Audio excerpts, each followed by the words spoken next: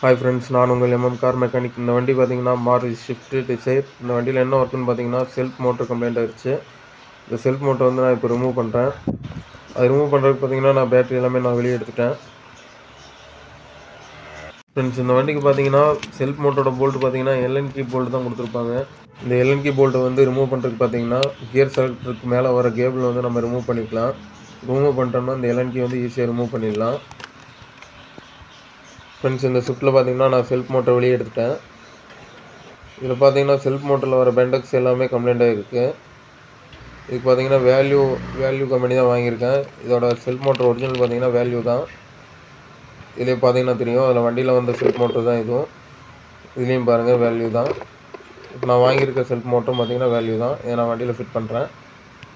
Friends, இந்த ஷிஃப்ட்டோட self மோட்டரை வந்து நான் வண்டியில் ஃபிட் பண்ணிட்டேன். நெக்ஸ்ட்டு பார்த்தீங்கன்னா இந்த ட்ரே எல்லாமே நான் அந்த வண்டியில் ஃபிட் பண்ணிட்டேன். இப்போ பேட்டரி உள்ள வண்டியில் அதை ஃபிட் பண்ணுறேன். இப்போ நான் பேட்டரி வண்டியில் ஃபிட் பண்ணிட்டேன். வண்டியை நான் ஸ்டார்ட் பண்ணுறேன் பாருங்கள் ஃப்ரெண்ட்ஸ். வண்டியை நான் ஸ்டார்ட் பண்ணிட்டேன். செல்ஃப் மோட்டர் ஒர்க்கு நான் அந்த வண்டியில் கம்ப்ளீட் பண்ணிட்டேன். நெக்ஸ்ட் வீடியோவில் பார்க்கலாம் ஃப்ரெண்ட்ஸ். பாய்.